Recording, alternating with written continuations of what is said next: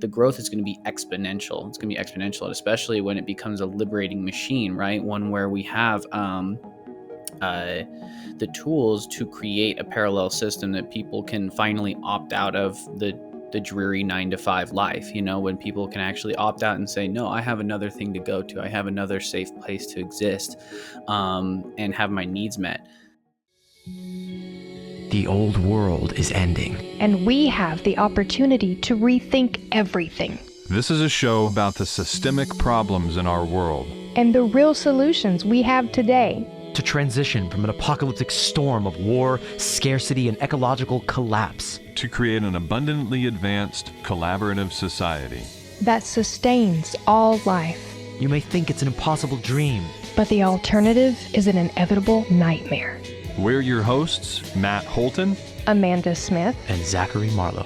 And together, we can move past this economic absurdity and come together to actualize our collective potential. To create something completely new. We are Moneyless Society.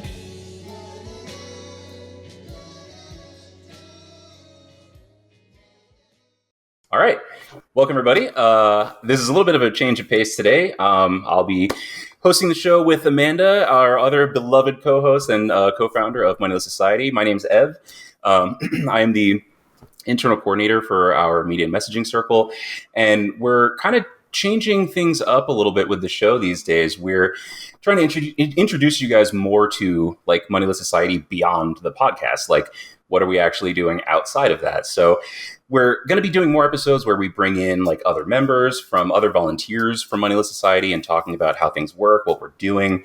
And for today, we wanted to introduce you to a little bit of our structure, sociocracy, and some of the people who have been participating in that. So, like I said, we have Amanda. We also have Nathan Jones and Lavra, who are both longtime volunteers and parts of our general circle. So how is everybody doing today?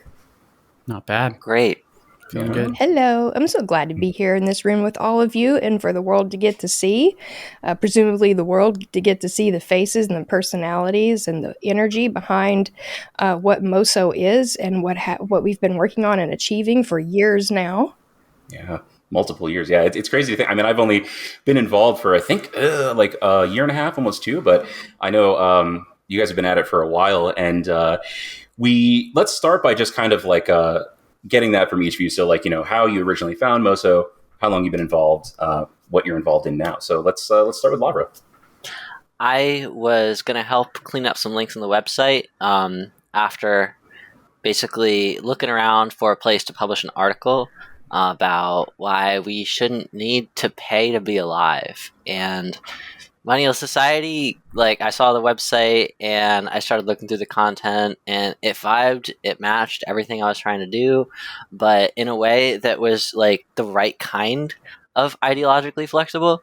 So, really like tied to certain core tenets, but like not picky about the stuff that's sort of after the fact and like less important, and just more personal. So I helped out with the website and onboarded to be a volunteer to do more, and basically just kept ramping up my involvement. As I noticed things were happening, I like tried to make them happen faster and better and easier, and that led me to develop a lot of the tech tools that MoSo uses and find people who like making more. So I've been kind of, sort of doing some like technical stuff in the background and being at meetings to keep people in the loop and get in the loop.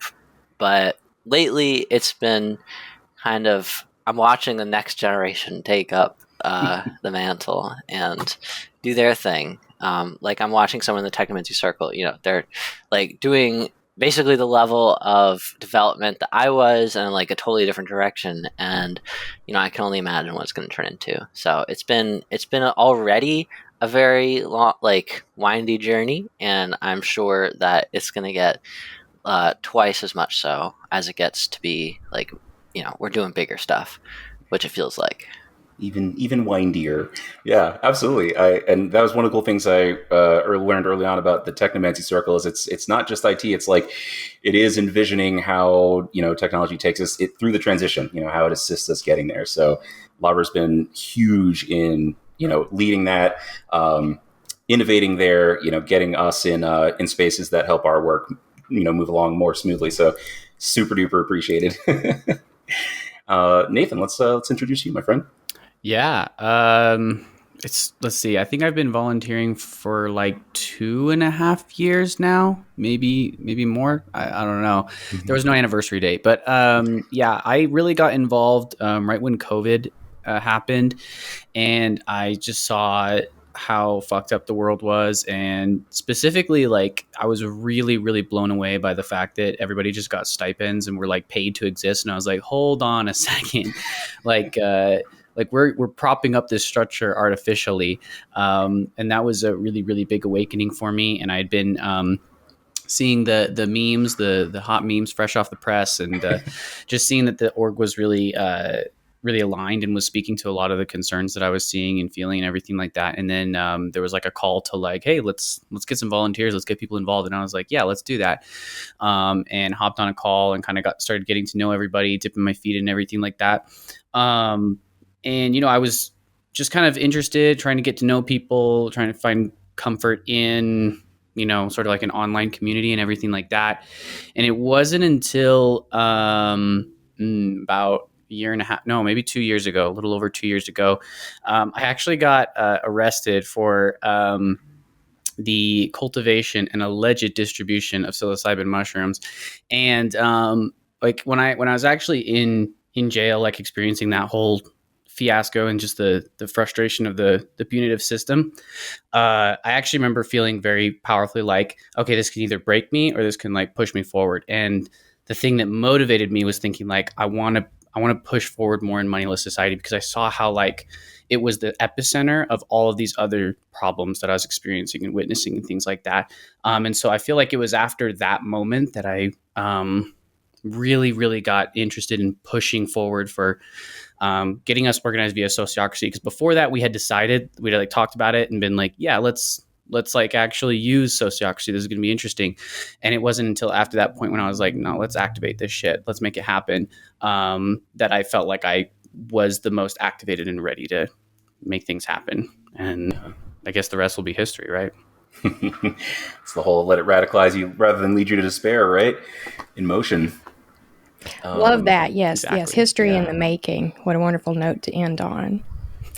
In speaking to your all's involvement, it's so important to highlight how the decentralization of operations has been at the center of the momentum that Moneyless Society has been able to build and keep because of volunteers like yourselves, Lavra and Nathan.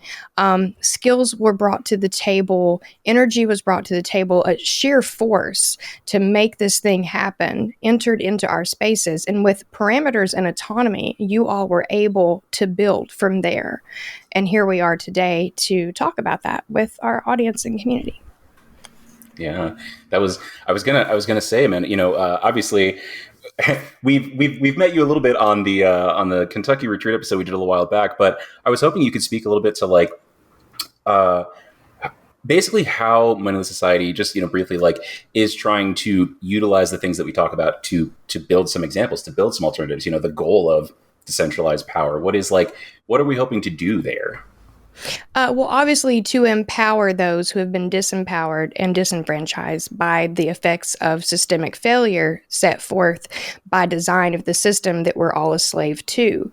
So we empower people who are disempowered by reminding them that they are inherently A, worthy, and B, capable of playing a role in their own lives and the lives of their community. And we do that through putting the tools they need to be participatory participatory in that way in their hands. And those tools take on many shapes and forms. It can be, dissemination of relevant material, education in the way of revolution or systemic issues or interpersonal interactions, you name it. There's a plethora of tools from one end of the spectrum to the other. It can be funds, actually, even though we're called Moneyless Society. It can be funds to help people start up initiatives and programs that simply feed and house people to keep our heads above water so that we can have the dignity we need to carry forward with the vision that we have for a better future. And Moneyless Society makes that happen by, again, just starting with helping people realize that they're able and they're worthy. And it really just comes down to like that whole removing that mystifying curtain of why there is a hierarchy.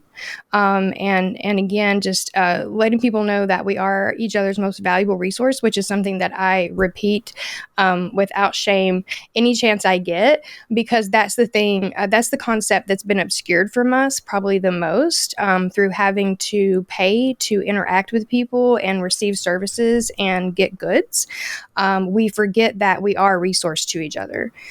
We just think that there's a paywall and that's it. Like, that's all we need to interact with is a paywall. And we forget that through interacting with each other, we uncover a gold mine of resources and sustainability. It was evident in what Lavra was sharing about how now they get to sit back to some degree, though still very involved and busy, and watch the people that they brought in take onus of the projects and where they go from there, because they empowered those people with the tools to do that for themselves and for the broader community. One concrete example would be ACM, the Appalachian Community Meal and Mutual Aid Project, which I started here in Berea, Kentucky. For the past year and a half, roughly, we've been helping people on the ground to remember what I said, that they are each other's most valuable resource, that they have the ability to be involved in decisions that affect their own lives and the lives of the community that they live in. And we do that by providing barrier-free resources, barrier-free access to life's most basic but essential needs like housing and food and inclusion and at all, so that they can get their heads above water, start to heal, start to gain clarity, recharge, build strength, and go out there and make an impact of their own. And, in that loop, we create a feedback. We create a reinforcing cycle of good, if you will, to be most general about it. I think barrier free is something most of us can't fathom, like not having to pay up or, just being given what you need is such an unimaginable concept for so many people. And I think what you were saying about that, that involvement, that trust and that autonomy is all something we never experience. And I think that's a good transition into introducing a little bit of how we do things differently here, because we're pretty much used to hierarchy in every part of our lives, in politics, at work, in the household, in families. Like, we just take hierarchy for granted. Somebody has to be the leader and tell everyone else what to do. And, so sociocracy works very differently. And I was hoping, Nathan, since you started to introduce that and you were saying that you felt that it was important to implement it in MoSo, could you give like a brief, beginner, sociocracy for dummies kind of intro for how that even works? Yeah, I'll do my best. So, I mean, one of the reasons that we really decided to use sociocracy is because it was such a marked, deviation from the hierarchical structure. It is significantly less hierarchical, and it's developed under the concept of dynamic governance, or I best understand it as consensus-based governance, right? So the way that policies and proposals actually happen is if you get consensus. And then, most people are like, well, the problem with consensus is if you have 100,000 people and you're trying to get everybody to agree, how do you get things done? So the way that sociocracy manages that is by deciding who decides. And then the dynamic basis of that governance is the constant feedback loops that help inform the rest of the system. And so it separates into circles that are semi-autonomous and that are tasks with specific, they call them aims and domains. And it's really just the things that your space is responsible for doing. And then you have that circle, that space has the authority to make decisions over that space, but they must do it with consensus.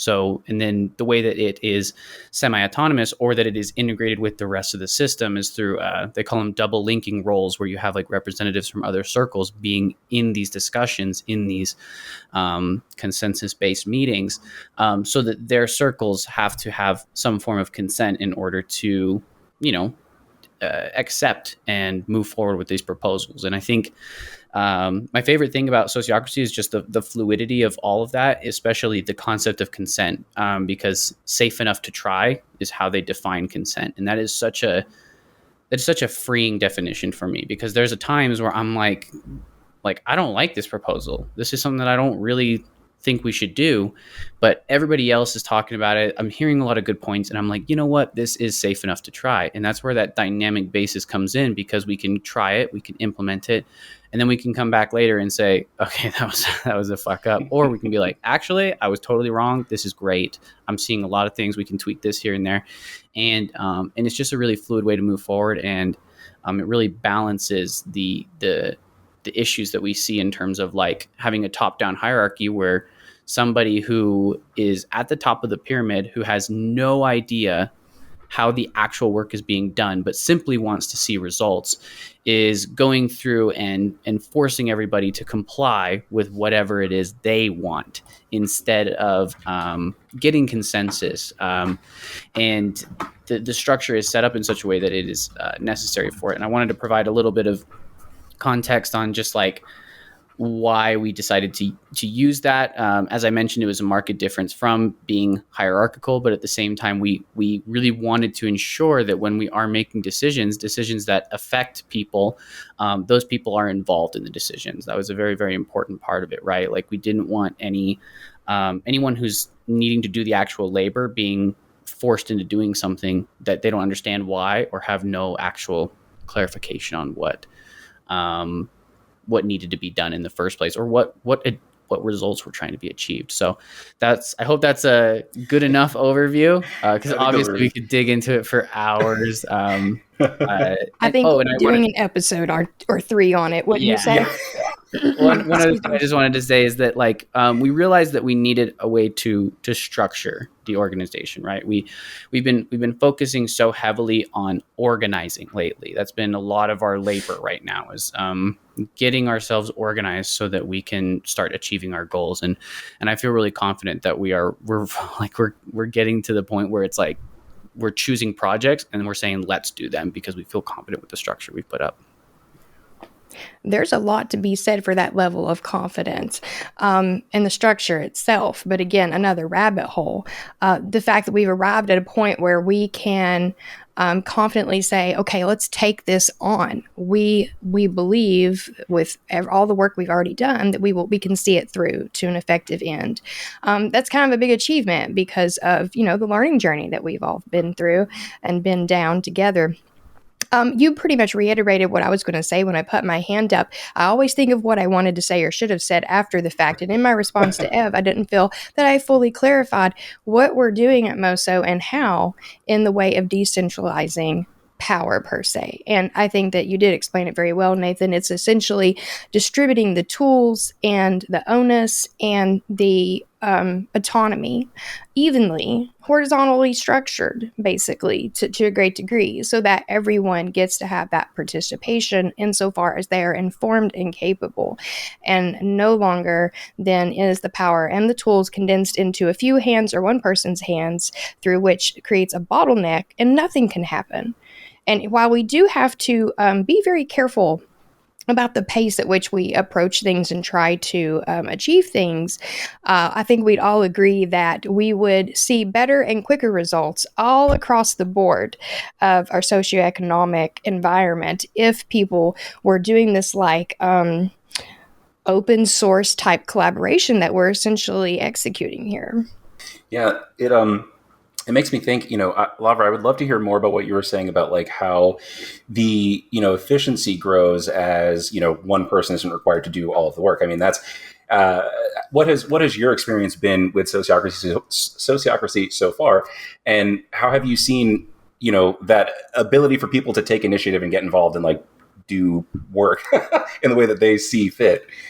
Yeah, you're touching on a special interest of mine, which, so I guess because of that, I'll zoom out. So it's like you can imagine, I've been like watching this planet like enter the solar system of sociocracy and sort of do an orbit, and there's interactions there. But what I spent my time on before MoSo was figuring out how do we make like a system that lets people do asynchronous work, that lets them do small chunks, and like really makes the most of what we have, which are people who are tired, people who are poor, and people who have time maybe, but not a lot. So how do we make the most of that little bit of time? And so the way I think about all of these different actions that we do is like their format and how they happen, like what causes them to happen, and then how are they how is accountability done for them, and how do we tie those different little tasks into the big picture. So sociocracy offers a lot of tools in that regard, because it basically has like some standards for process, like how do you bring people together in a meeting, how do you assign or delegate accountability, self-delegate in a group for doing things like keeping on top of who's doing what, like the internal coordinator, or how do you make sure that all of it gets like recorded so that we have the scribe. And a lot of the tools that we're trying to set up, we're trying to hybridize with that. We're trying to really meld it so that the structure of the organization flows together with the structure of our tools. So I'll pause there and let you kind of. Did I answer the question, or I should say? No, I think that's all really insightful, because like Nathan was saying, we did need some kind of structure. Like there's so much of an idea of like, oh, go do it, do the activism, go do the thing. But it's like, yeah, but to what degree? I mean, I can go plant some plants, but like if we're not building something bigger, then we're not going to be effective on like a large scale. And I think another thing I wanted to kind of hear from you was you had started to talk about how like as like the next generation comes in, you don't feel like you're now required to do everything. So with how is, I guess, people have been hesitant about that. They've come in and been like, I don't know what to do. And it's like, well, here's what we have. What interests you? So like, what is that like?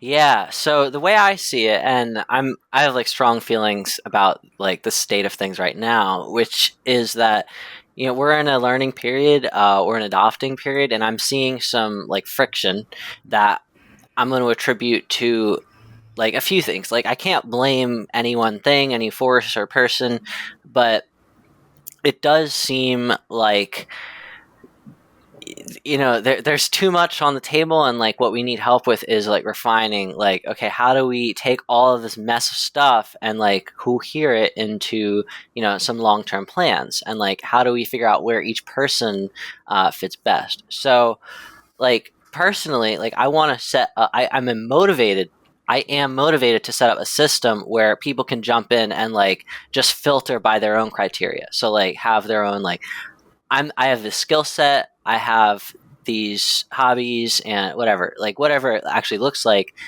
they will plug in their like preference data and then get like, okay, this is the number one thing to do. So that's something I'm trying to code. I'm trying to make like a project management app that is basically part of Magnova, but I want to have a separate version where it's like personally digging through those like energies that people can have, the different forms of energy that a person can have, and their priorities, and like, basically coming up with ways to link data. So to me, like the efficiency comes when we can make it clear like what the priorities of the organization are, like going from big zoomed out picture to really fine detail zoomed in, and have like a chunking, and have a like collaborative decision about like what matters. So basically having ways for the groups to say these are our priorities, and having a way for like the organization to onboard people a little bit more, not just get them into the space, but to highlight, like, okay, this is what we're doing. This is what the circle is doing. This is what in the circle they are choosing to do with that general mission or those aims and domains, to use sociocracy terms. And there's going to be, like, I think our next jump in efficiency will come with that handholding, with that, like, bring people in a meaningful way.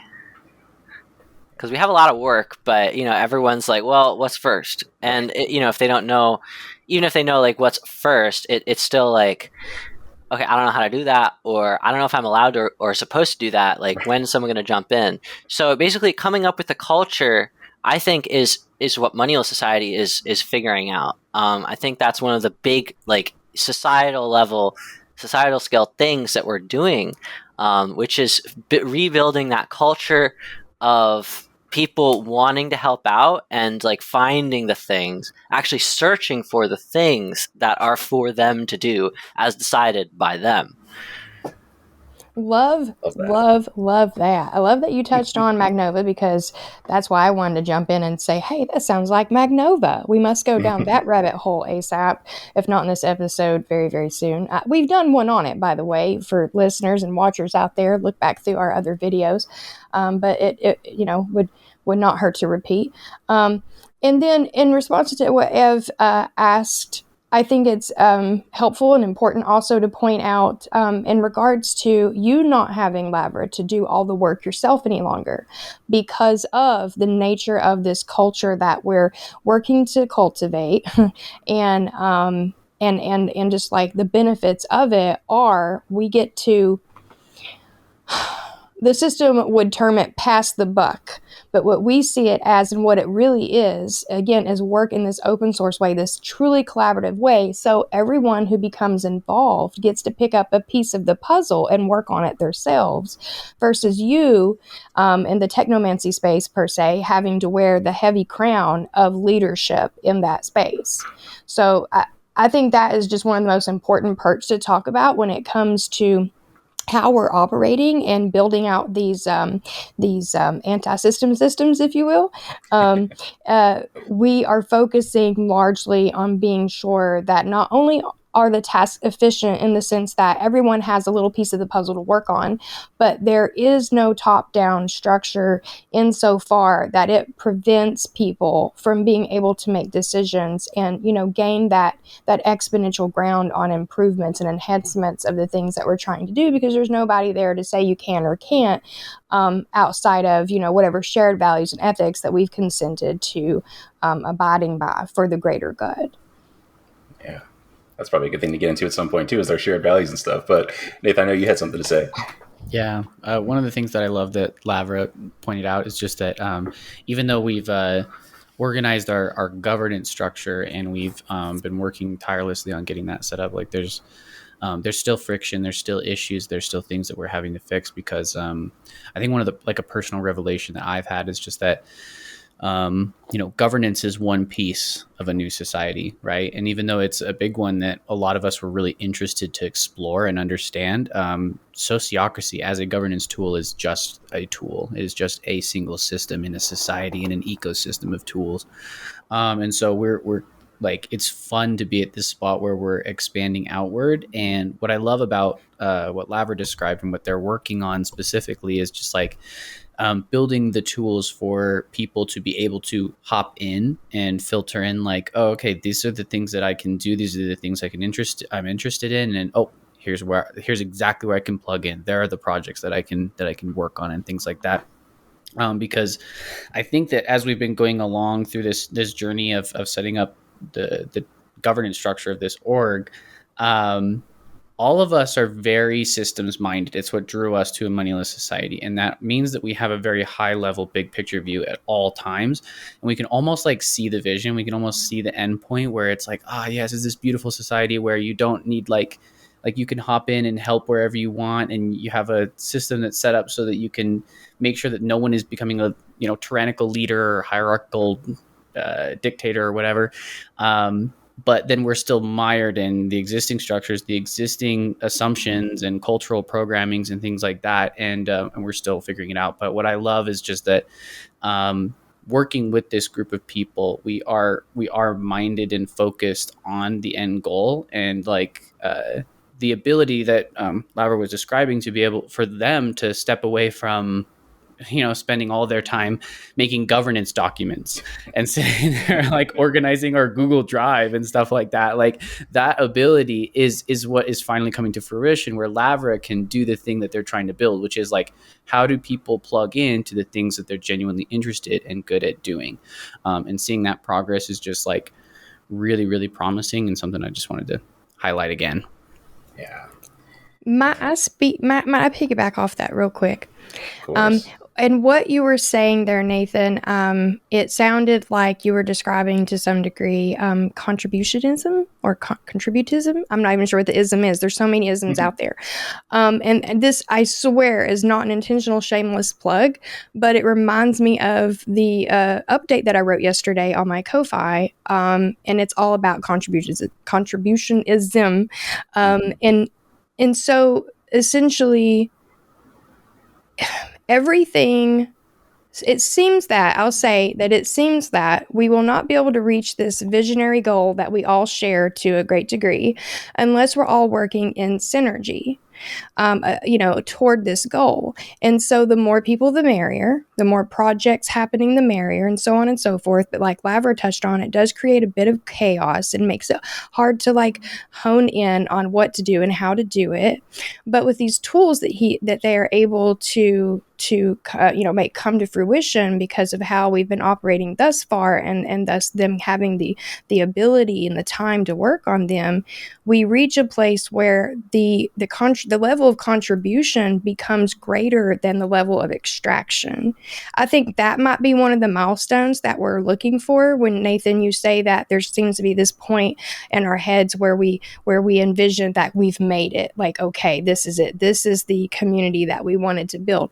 And for me, at least, I think it's all about contribution, being able to contribute, that being accessible to people, such as Lavra's describing they are making a utility for. And yeah, I don't know. That's a word in my head and on my tongue a lot lately, is like, how do we contribute? How do we access the ability to contribute, and so on and so forth? And building that culture of contribution is everything. There's a fine line between it and volunteerism. And I think that's worth exploring sometime. Yeah.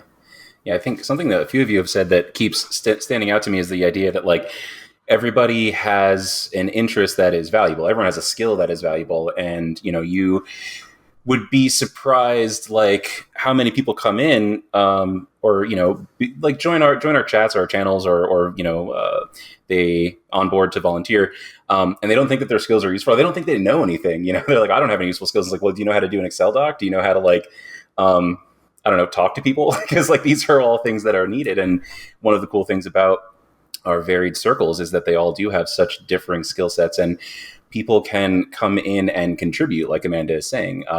And they want to, is the other thing that we find so much, is that it's so rewarding to come here and find that you are useful, because I think a lot of times in daily life, like we feel like we're only useful insofar as like we can get all of our to-dos done for our day job, or like, we can make enough money or that kind of thing. And none of that is like an intrinsic value for us. But I think that is one of the experiences that we're having at Moneyless Society and through sociocracy and contributionism, is like our intrinsic values are valuable here. And so like you get to kind of do the things you love and be helping in that way. And I think that's so vastly different from what we experience outside of here. It is funny, though, that so much of our time implementing sociocracy has been spent, in kind of building that infrastructure, which can be really boring. And it's funny because, like, Nathan was saying how like we have this grand vision, and I think a lot of times it can be, difficult for people to like get into the weeds and see how that's going to lead to anything more than just more like bureaucracy, So. How has that felt for you guys? I mean, I think we officially implemented sociocracy, like how long ago was that, Nathan? Like that we've kind of fully kicked it in. I mean, we've had, I want to say, almost 40 general circle meetings, and we only started moving to bi-weekly beginning of this, or no, like halfway through this year. So I think it's been a full year and a half of full send. Like we've just been like implementing it. Like we created the general circle to operationalize the aims and domains that we outlined that are meant to fulfill the mission. So yeah, I feel like about a year and a half. Yeah. And I will point out too that like our pace as an organization is slow. Our pace as an organization is much slower because we are all volunteer based. I think I want to say the max commitment that people can give is like 15 to 20 hours per week. Yeah. And that's not the norm, I will say, because most people are still churning through the meat grinder, right? They're still stuck in the day to day, trying to earn a paycheck to exist. So we are stuck on a little bit of a slower timeline, but still in a year and a half, I feel like we have accomplished a lot, and having those foundations and structures in place is really valuable. Yeah. Yeah. And, you know, that time has definitely been challenging, but we've already seen so much progress in that, you know, and just in the ways that like the circles function and the meetings function and, you know, and the work function and everything. But I think essentially this might be a good time to kind of like give an overview, because with this episode, we're wanting to introduce people to the general circle, which is exactly what it sounds like. It's a general, you know, kind of amalgamation of all the different things we're focusing on. So, I don't know if Lavra or Nathan, one of you wants to give a breakdown of what the other circles are and how General Circle like relates to them. I'd be happy to kind of just go through the resources that we have. So if you want to see our circles, I mean, that could change between now and the time that people are listening to this. So if they want to see what we got going on, you know, we have like a main document describing the aims and domains of all the circles. And you can find that by going to hub.moneylesssociety.com, and that's 3 S's in a row. So hub.moneylesssociety.com/circles, and that will take you to a list of all our circles with the email addresses that you can use to get in touch with them. And you know, to an extent, you probably can't see much as like a non-MoSo person, but there's also like our folders on Google Drive and the aims and domains and the process roles. So that gives like a huge overview. And going through that, I can tell you we have, there's like the 2 sociocracy core circles, which are the mission circle and the general circle, which, you know, are special mainly because of like the way they, you know, branch. Most circles branch as whenever they want, essentially whenever they, you know, it's time. And so you have a tree, like a, you know, like a graph that, a node graph where it starts with the general circle and branches outward. But the mission circle has a special relationship to the general circle and the overall org because it's basically the board of directors. So whereas general circle is like the beginning of what you would call staff of the MPO, the mission circle is like the non-staff or the board. And in our case, we have a working board. We always had a small membership when we started making sociocracy. So it was like, well, yeah, we're the board and we're the mission circle. And, you know, we're also doing everything in the org. So, you know, we've talked about maybe moving that to a more traditional, like, okay, they're experts outside the org in the mission circle. But for now, it's, you know, members, and we're working on the fine details there. But they define the mission, obviously enough, for the organization. And then as officially the board of directors, they have to basically sign off on certain things. Like, you know, the bylaws, for instance.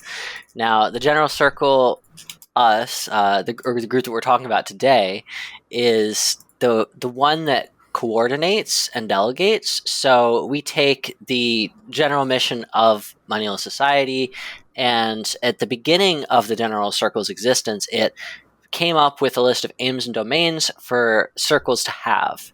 And then it designated what circles would carry out those aims and hold those domains. So once that was done, we've evolved it a little bit. And right now we have the branching off from the general circle. There's the people circle, which is not the most descriptive name, which we're talking about lately, but it essentially looks out for people at MoSo. It's you can think HR responsibilities kind of fall into people's circle. And then in general, it kind of like does event, it coordinates like the mediation processes, and it was like the parent circle of onboarding, which is another circle. Kind of, it's like a hybrid circle right now. It's all very fluid. Yeah. So then after people circle, there's the admin circle, which is like MPO compliance and organizing the workspaces, finances.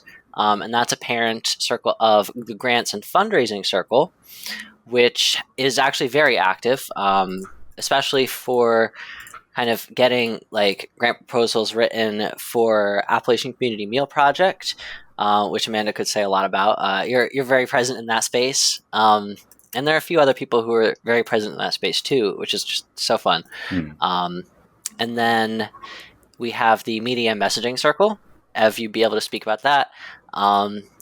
That is, supporting the podcast and the various social media we have, among anything else you're doing in there. And then the direct action circle, we changed that name from direct action and community development just to make it less of a mouthful. And that is like currently being, established. Their point is to think, what direct action can people at MoSo do? So what are our priorities for that? Like, what are projects we can get off the ground and like do as team building exercises? And I don't know if anyone here is super present in that sphere right now, but it's happening, and that's like a lot of people are very passionate about it. And it's the hesitation in it being a full-fledged, action-packed circle is just like cohering that vision and cohering like the priorities people have. So it's similar to the Technomancy circle, where we have like all these ideas, but we're not sure like what to do first, and everyone like wants to do certain things, but we're not sure how it fits together. So we're in that phase of like, we now have some structure, but what do we do with it? So that loops in the Technomancy circle, which is all about making new ways to interact with technology that are more humanistic and more just like friendly and conducive to the world that we want to live in. And we test it here. We're making things for our org, and also making things that could be just open source expanded into like a general public website. So where we talked about making a web app to help with onboarding, and like the way I've been thinking about the whole project is, how do I make this in a way that like we started off just MoSo, and then just like a few tweaks, it could become a website for anyone. So that's kind of how we're going about things there. Thinking of ourselves as like the prototypes, the prototype builders and testers for like society-wide tools. And it's so easy to do that with websites. You just put it online and anyone in the world can get on. Like it's one of the fastest ways to get things into the commons that we have today. So bless the internet for that. And that covers all of our like currently operating circles. We do have the collaboration circle as well, which is kind of like it's been called the skin of MoSo, where right now it hasn't been meeting, but the idea behind it, which we'll probably pick up at some point, especially when we do cohere more large scale action, is to let people who are not part of MoSo engage in the discussion about how we build a Moneyless Society, like lowercase letters, not the MPO, but how we build that world. And the idea was there would be like different missions that different groups would be able to tackle, and we can kind of figure out where they come together and like how we can synergize and help each other out. And then how Moneyless Society can help like smaller endeavors or even amplify very effective ones to really build an ecosystem, and be ecological about our activism. Yeah. A couple of things that you mentioned there made me think. So like, you were saying how some of the circles are like built, but not super active. And some of them do have like a little bit of activity, but they're still deciding the direction. And I think something to understand about this whole process is that like, that it is a blueprint. Like Lavra was saying with the websites, something that Amanda often says is the goal is replicability and scalability. And that is kind of what we're doing here, is like building a blueprint or a prototype of, like Lavra was saying, of like ways that you can start to transition, ways that we can start to transition as a society more generally. It's very experimental, but it gives you something to build into rather than just kind of like following whims or doing whatever happens this week or next week. It's like knowing what areas are important to build on and planning to kind of get there gradually together. And I think that, I don't remember if it was Nathan or Lavra saying that it's a slow process. And that's kind of what we want to do with these episodes, is like start these like kind of internal episodes, is to start to introduce people to the theory of change that we're talking about and implementing here. Is like, it is a slow process, and kind of journaling it almost in this way allows other people to like follow those footsteps and experiment in their own ways and see that these things can work and can be done with enough like commitment and vision and people that are, wanting to come into it, not even just willing. I can't help but go back to what you were saying, Lavra, and point out an observation I made, which was when we asked you to talk about the general circle, you ended up getting into how it is connected to the whole picture, the overview. Being systemic minded, it's kind of like that movie. You brought it up recently, Ev. They Live, is it called? Oh, yeah. They Live with Roddy Piper. You can't unsee it. And it's hard to be symptomatic minded after that. But so all that to say, I'm glad that you went through and you named all of those circles, because not only does it exemplify a systemic mentality, but it also was a good way of just, further emphasizing what all it is we're doing here. And maybe you said it and I didn't hear you, but systemic circle. That's one that comes to mind for me, systemic support group. Mm-hmm. I didn't have a hand in creating it, but it's one of the spaces I'm most proud of to say our community has this to offer to you. When people come on board, and the first thing we're usually met with when people on board is like an exhale of relief. They're just like, oh, or somewhere I can settle in and not be on defense constantly, and just like recharge and just be around people who aren't out to get me, more or less, who aren't, just trying to get something out of me, and, et al ad nauseum. And so being able to right up front say to someone in that capacity, we actually have a space you might be interested in joining. A lot of people are like, benefiting from it on many levels. It's our systemic support group. That's arguably, if not actually, another one of those direct actions and tangible impacts that we're making here at MoSo, is by the structure we're operating within, and through this exploration of how to build this culture per se. We're creating what is truly a safe space insofar as people who are traumatized can interact safely. I've never been a part of anything like it until now, and I'm sure that everyone else in that space would agree. Yeah, that has definitely been the most active and fastest growing space of anywhere in MoSo. People love that. And it's a place where you get connection you haven't had elsewhere, for sure. And I know it's just one part of like what we want people to find here overall. And I think that that might be a good place to transition into, a little bit of that grand vision that we've been talking about. So, this is sort of the second conversation. We had one conversation at our retreat in Kentucky about what we want MoSo to be. But I wonder if, you guys would all want to give a little bit of your idea of the vision of maybe specifically within like what sociocracy allows, like what kind of environment and organization do you envision MoSo being years from now? It's only a few years old right now, and we've come this far. What do you see down the line for this group and this like style of building community? I guess what I see down the line is a lot more in-person actualizing of these values, of these principles, of these practices. Now, don't get me wrong. I love the way that we work. I love this community, and I love the fact that we've been able to make it work, being shotgunned across the entire country in the world. But actually going and meeting up with everybody in person, in the flesh, in Kentucky was absolutely pivotal for me.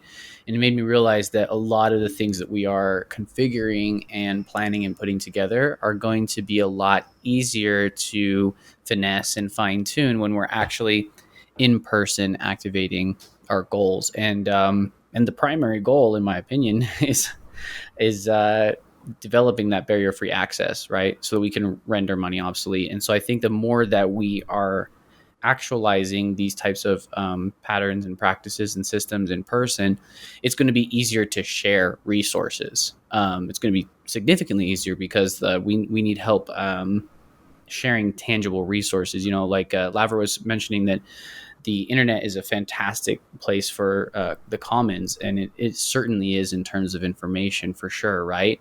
But in terms of actual tangible resources, it's much more difficult. It can be heartbreaking when our mutual aid space is someone saying, hey, I need a ride, or hey, I need some food, or I need a house. And it's like, at this point, the only way that you can actually provide that remotely is through money. And so I think that the goal and where I see us moving forward is developing in-person, IRL land projects where people are coalescing, where they are practicing this regularly, where they are, coalescing more resources, right? Mm-hmm. They are actually getting these commons put together and in action so that anyone can come and access those resources barrier free. Yeah, that is definitely a dream. It's something we've been talking about a lot lately. Mm-hmm. Lavra or Amanda? Yeah, I'll jump in. I wanted to earlier I was going to I'll circle back to what you're saying about like how we connect the big picture to the small picture. So one way to look at it is that there is like we're all like at MoSo taking this approach. And one of the reasons why we're slow to develop is because we are trying to think like, does this thing that we might do, does it actually help like build this world, or does it get in the way? And there's a lot of ways that an action can impede or accelerate your progress. And the ways, are manifold. They're sociological, they're technical, they're practical. And by like having it so distributed, what we get is like this crowd intelligence, almost like a crowd quantum computer, which is collapsing the waveform of like, what's possible, what could we make impossible by like doing the wrong thing, So we're trying to keep in mind like all of the ways that our actions can ripple out and influence the world, and trying to correlate those so that like ultimately what will happen naturally, what will organically happen is that these will converge into a harmonious system. So, when we talk about like, well, okay, how should we structure this aspect of doing operations? Like, how should we like define the role? What are the responsibilities? Like, we're not just thinking, okay, how can we get someone like off of, some job application site or like a volunteer recruiting site? Like, how can we just get someone and put them in the role? Like, we're not like thinking like fishing. We're not thinking like we're trying to acquire an asset, but we're thinking, so if people are in this role over like generations, like what happens? What power structures manifest? What workflows are going to become more natural and like take over the other ones? What are going to be the like invasive species of our actions, So that's kind of one way that I look at it. Yeah, having to be very, very intentional, because those things will sneak in, especially because of what we bring to it, right? What our experience has been so far and what we have been taught that works. And so, like, I think for a lot of us, it has been a process to, like, kill the dictator in your head, kill the manager in your head, kill the cop in your head, because it's just like, oh, well, we do it this way at work. It's like, okay, but is that good? Or is that just what we're told to do, So that's a really good point. I love the comment. Yeah, and there's just so many, there's so many things that are just ingrained into our operations, like you said. Like, we live and breathe hierarchy, but how do you just observe hierarchy in things that are not relation? How do you observe hierarchy where you wouldn't expect to see it? So, in the attitudes and habits, it has an impact. And what we're trying to do, through which circles we have and what they're doing, is always how do we create an environment where what will thrive is this egalitarian society where there's direct access to things. So that's again part of why things are the way they are and why we work this way. We're always just trying to feel out the different ways that this is compatible with hypothetical systems in the future. And that kind of natural logic that you could call it historical materialism is something that was very big to leftist economists, and Karl Marx especially, who really created the idea of using historical materialism for discussing economies. That all, there is this inherent logic to it. People often think very situationally, where it's, okay, well, how do we solve this problem? That's not what we're asking. We're asking, how do we solve every problem better? That's beautiful. How do we and that's again the systemic, frame of mind, not being as symptomatic. I sometimes wonder, though, to pontificate for just a moment, just be a little teeny weeny bit philosophical, because you were talking about, what if the thing we're choosing to do isn't what's going to help, and how long will we need to observe that before it becomes evident, pretty much. And sometimes in this, what seems like a very steep uphill battle to approach systemic issues for what they are, it almost seems like, because of the symptomatic nature of our lives, and to a great degree, how we recognize things and how we approach things day to day, like you said, situational. It makes one question from time to time: is the systemic approach going to be effective? Do we need to break things down into symptoms, or is there going to be one thing that creates a domino effect? So much exploration to do there, but don't get defeated, because we're doing something and it is making an impact. And if nothing else, at the end of the day, at the end of our this decade, or our lives, or whatever point you want to look at on the spectrum, we have at least not been so involved in the destructive forces. I have to say, I fall in between Nathan and Lavra here with vision for the future in MoSo and what we want to achieve and all that jazz. And I love so much the contrast that was conveyed between their two responses, because we've got Nathan over here talking about the IRL activity that needs to happen on that end of the spectrum in order to bring things to fruition materially.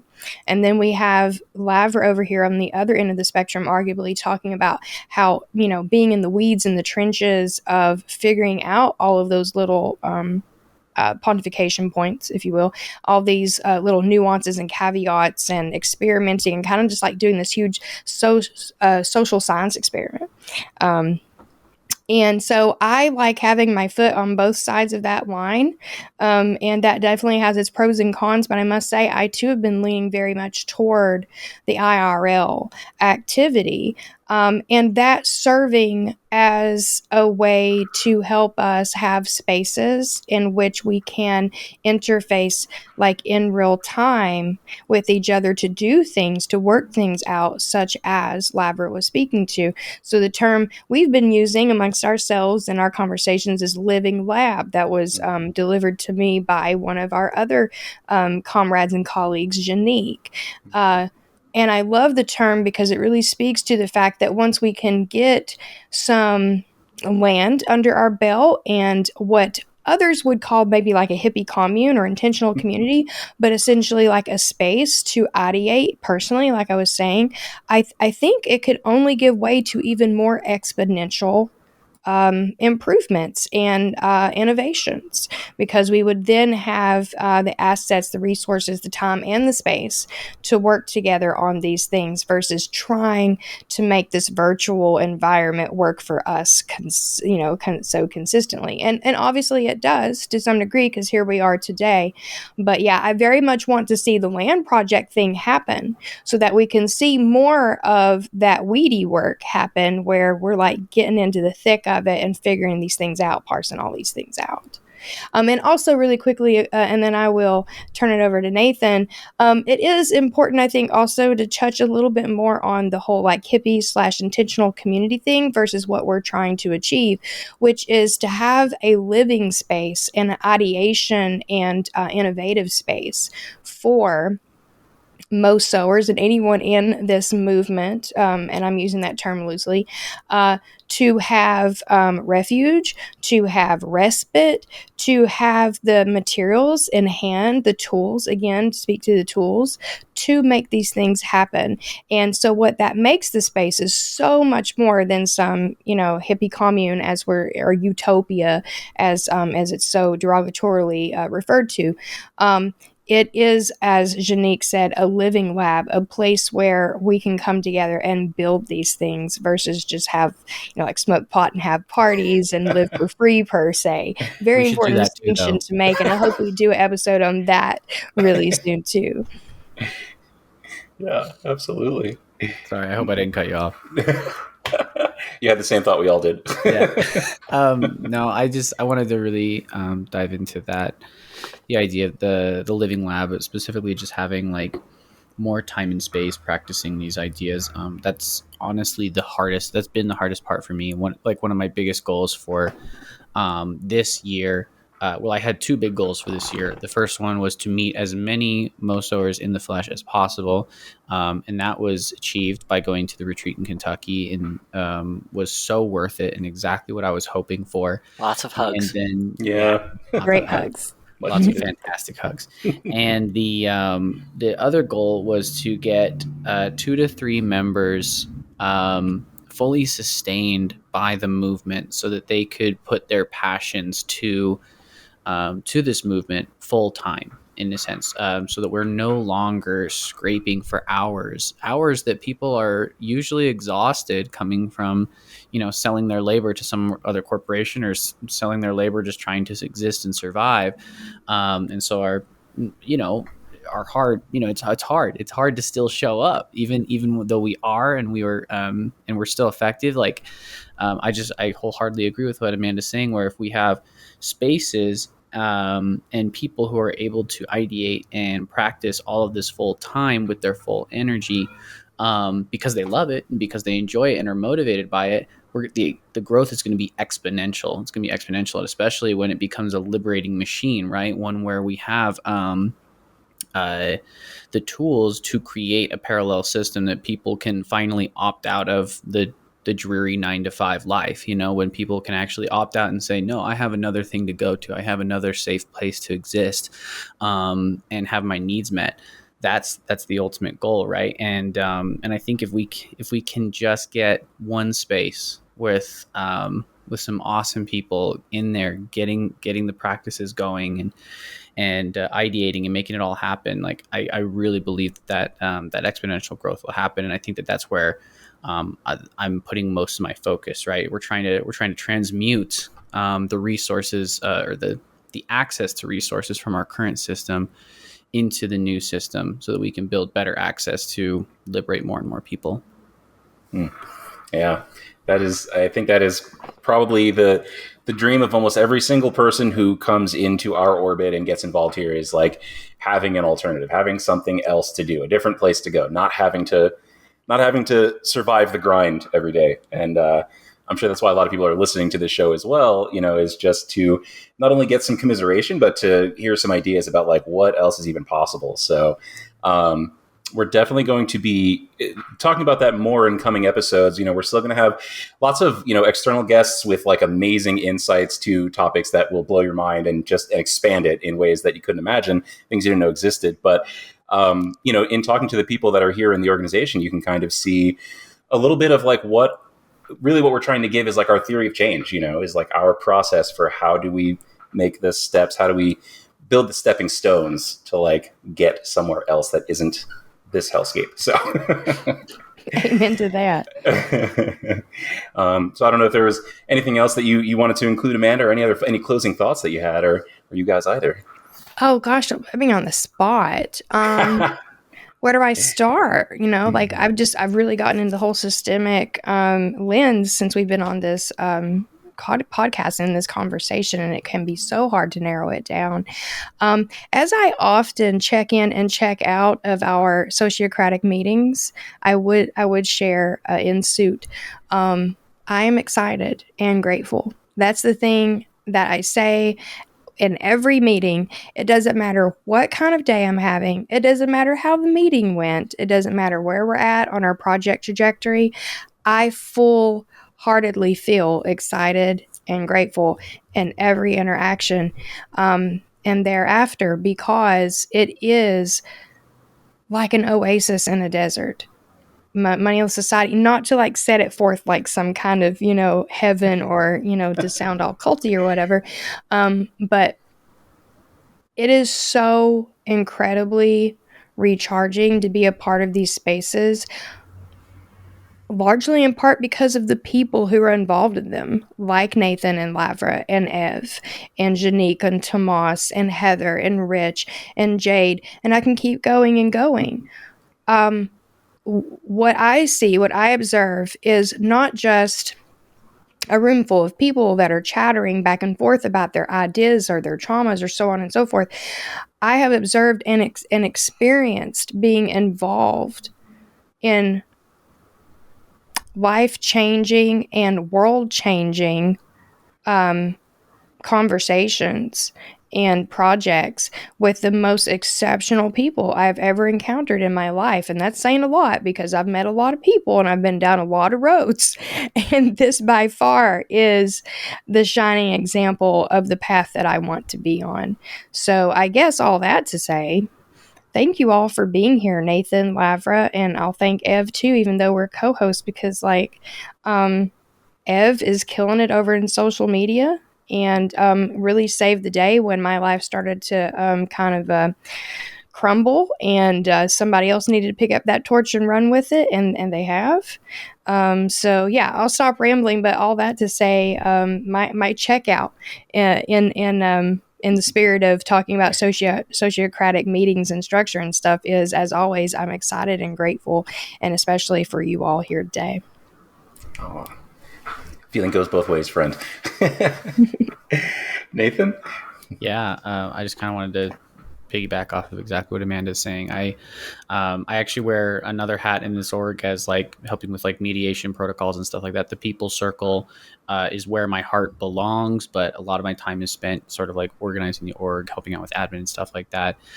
But I was actually talking to a member about in a type of mediation type format. We were, sitting here discussing sort of issues, and I think we got to a point of where we were like, okay, well, so what is it? Why are you here? Why are we still here? Why is any of us still here? And it was the people. It was the people. It was the fact that even though there are countless leftist organizations, there are countless, organizations that focus on the planet and the well-being of the planet, none of them understand that money is a root cause, and none of them understand that that is a way that we can transition our entire society and our entire landscape.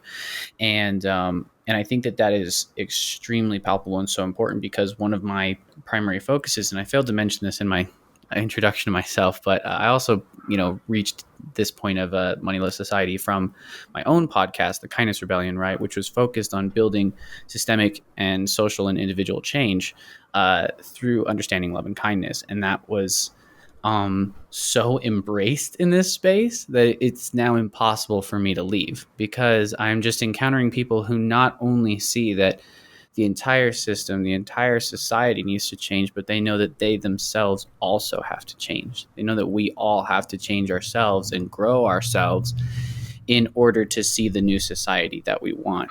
And so that's why I'm here. That's why I'm committed. That's why I will fight tooth and nail to keep this community together. Because I think that when we build more and more structures, we have more organization, we get more and more people, we're going to find all sorts of conflict and friction and rubbing edges and stuff like that. And the more we build resilience and find alignment and shared values, I just know we can achieve anything. So that's why I'm here. Amen to that. I love that. I will just say, like, to kind of tie it into the heart of this episode's like premise, I guess, like the general circle, like what are we doing? Yes, all of that is absolutely true about like MoSo, anywhere at MoSo.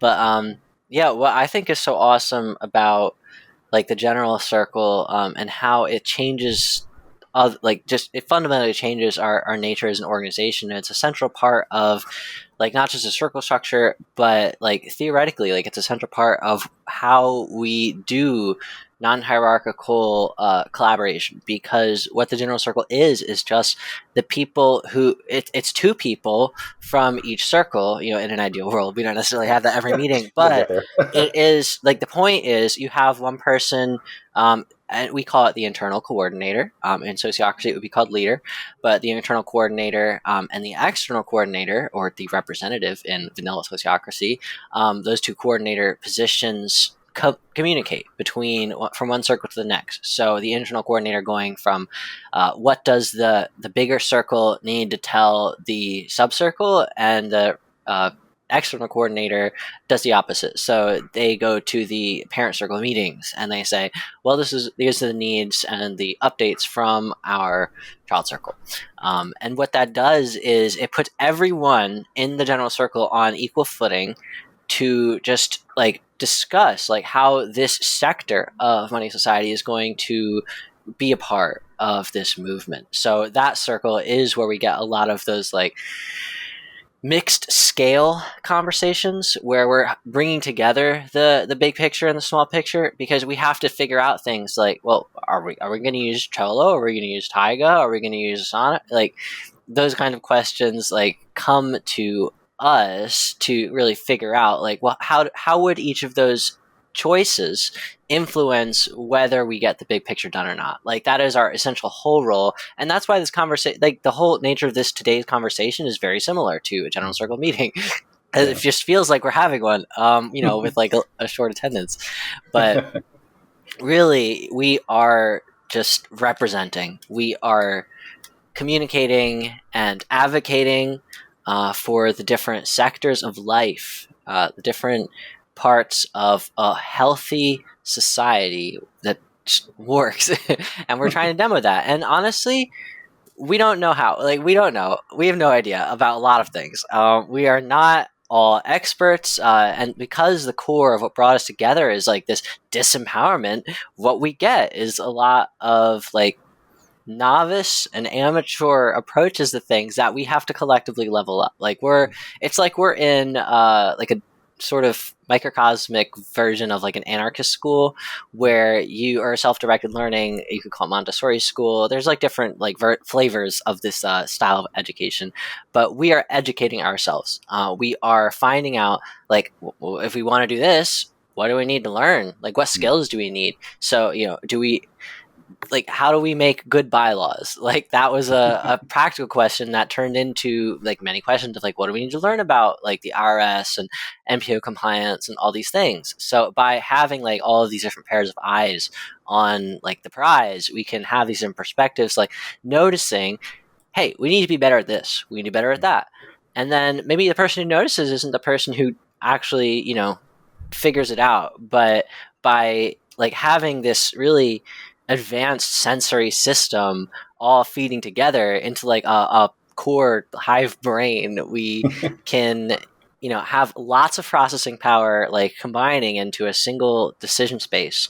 And then there are many people, and not the same people who see like what's wrong, but there are many people to fix all these problems, and like level themselves up.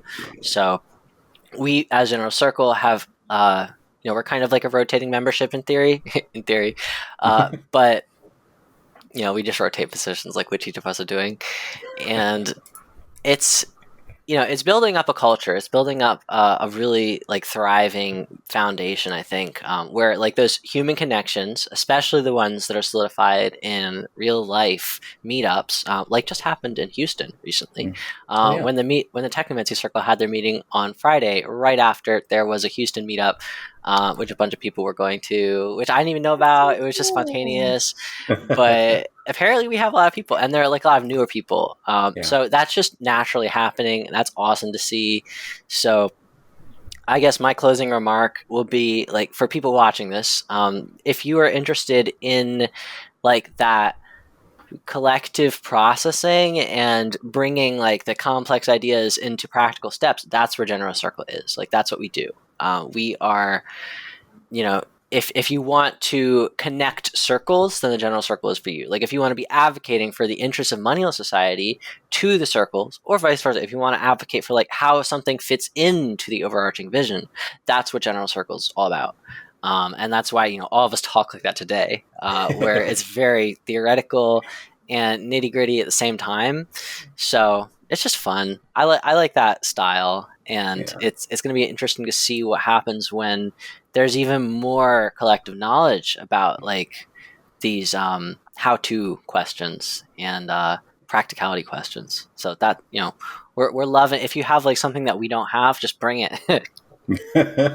Another lovely breakdown. Thank you for that, Lavra. I have to add to the hype when you talk about an impromptu meetup in Houston. I think it's another one of those worthy things to note for listeners and watchers out there. Let's give a little space, a little air to the fact that people are getting together across the whole map. On the common ground of a Moneyless Society vision. There's been impromptu meetings up in Massachusetts, down in Florida, now in Houston, here in Kentucky. We've got people in California, Canada, Arizona, New York, Mexico, just dotted everywhere. And then also in Mexico, somewhere over in Europe. We had one in Japan for a short time. There are people tuning in and getting involved from literally everywhere. And again, from literally every skill level, if you will, as we were talking about early in the episode. So don't shy away if you feel an urge to speak up or, knock on our onboarding door or, want to share, collaborate, pitch us an idea for a direct action project, especially if you have any experience in or information on acquiring land for such things and so on and so forth. Like Lavra also touched on, there are many problems and there are many people out there that are meant to solve them, essentially. Meant to solve them, not in the predestination sense, but in that's what it takes. It takes, like they say, it takes a village to raise a child. It also takes a village. It takes a community to live sustainably and to live a healthy, fulfilling life. That's why we're all suffering in our hyper-individualistic silos. Yeah, could not agree more.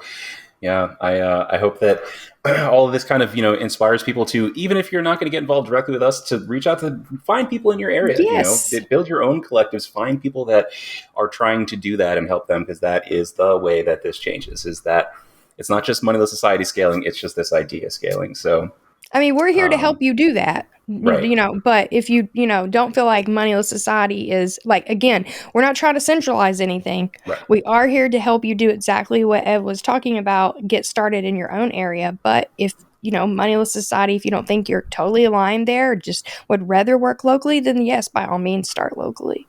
Because that's what it's kind of come down to, is hyper-local action. Yeah. Absolutely. Well, thank you guys all for being here, sharing your perspectives and your wisdom. And I know we'll see you on upcoming episodes, because we are going to do a few of these about the individual circles as well. So we'll be talking to Lavra and maybe Jade about Technomans. We'll be talking to Nathan and probably Amanda as well about admin. We'll do an episode about media and messaging with Marlo and myself, and just a good opportunity to learn more about what we're doing and how we're doing it so that you can take the blueprint or just the inspiration or get involved yourselves. So appreciate you guys. Do you want to do something about all the issues we talk about here on our show? Do you want to learn more, get involved, and help us help others break out of the cycle? Step 1 is to join the growing community of rebels and kind hearts sharing their knowledge and passion. Follow Moneyless Society on our social media pages and spread the message to people who need it. When you're ready, you can get involved by reaching out and becoming a Moneyless Society volunteer. We need every skill imaginable, large or small, if we're going to resist the powers destroying our planet. And even if you don't have time to volunteer, you can help us build the dream with donations of any size. We create all of this community and content because it is our passion, but we need resources to get it done. Monthly Patreon donors receive cool perks like early access to future episodes, and visitors to our website, moneylesssociety.com, can buy MoSo shirts and other merchandise that help spread awareness. We're glad you're here, and we hope that you'll keep learning and growing with us. The goal may seem far away, but we can get there together.